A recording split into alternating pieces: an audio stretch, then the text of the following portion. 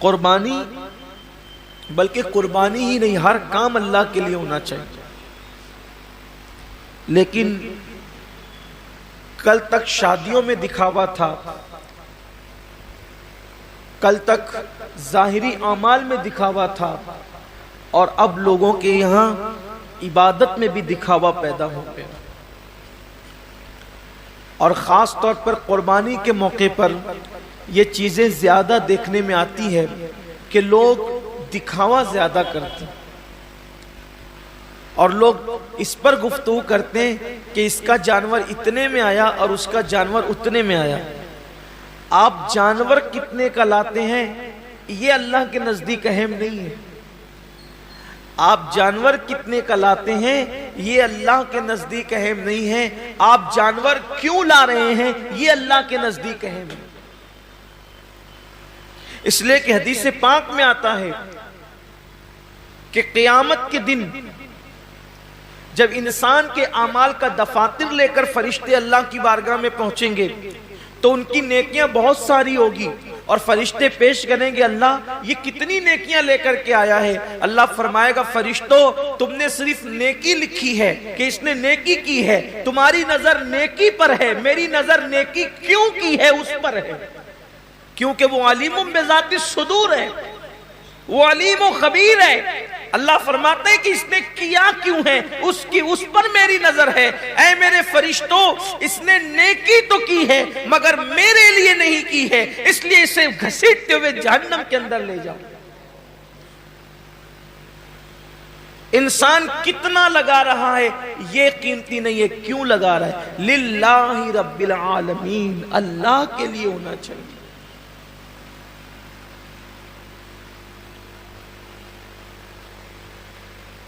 ایک مقام پر قرآن کہتا ہے کہ اللہ کے بارگاہ میں تمہارا خون اور گوشت نہیں پہنچتا قربانی کا.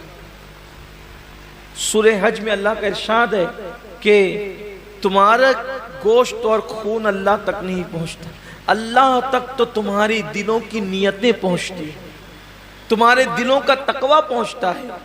میرے پیارے آقا صلی اللہ علیہ وسلم کے پیارے دیوانوں، آج کل قربانی اللہ ماشاءاللہ اس لیے بھی لوگ کرتے ہیں کہ گوشت کھانے ملے گا. گوشت تو ملنا ہی ملنا ہے، گوشت نے جانا کہاں ہے؟ گوشت جائے گا کہاں؟ گوشت تو کھانے، لیکن نیت تو اچھی کرو. ہمارے بزرگوں نے فرمایا کہ اعمال سیکھنے سے پہلے اعمال کی نیت سیکھا کرو، اس لیے کہ مومن کی نیت اس کے عمل سے افضل ہے. نیت المؤمن خیر من عملہ، مومن کی نیت اس کے عمل سے افضل ہے. آپ نے کبھی سوچا کہ ایک کافر 20 سال کفر کر رہا ہے پھر بھی وہ قیامت تک جہنم میں، 20 سال ہی نہیں بلکہ سال بھر بھی کفر کرے تو بھی جہنم میں، 6 مہینہ بھی کافر رہے تو بھی جہنم، اسی حالت پہ مرا تو جہنم میں. ایک دن بھی کفر کیا اور وہ کفر پہ مرا تو جہنم میں کیوں ہے؟ اور مومن ایک دن مومن ہے اور ایمان پہ خاتمہ ہوا تو جنت میں کیوں ہے؟ عمل کی وجہ سے نہیں بلکہ نیت کی وجہ سے. کافر کفر پر اس لیے مرا کہ جب تک زندہ رہتا کفر پر رہتا، اس لیے ہمیشہ جہنم میں نیت کی وجہ سے. اور مومن جنت میں اس لیے ہے کہ جب تک دنیا میں رہتا ایمان پر رہتا، ایمان پر رہنے کی نیت اس کو ہمیشہ جنت میں رکھ رہی ہے.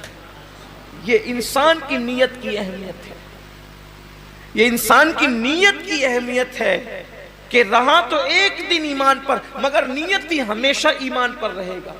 اس لیے ہمیشہ کی ایمان پر رہنے کی نیت اس کو ہمیشہ جنت میں رکھے گی، اور اس کو ہمیشہ کفر پر رہنے کی نیت اس کو ہمیشہ جہنم کے اندر رکھے گی. پتہ چلا کہ نیتوں پر اجر ملتا ہے.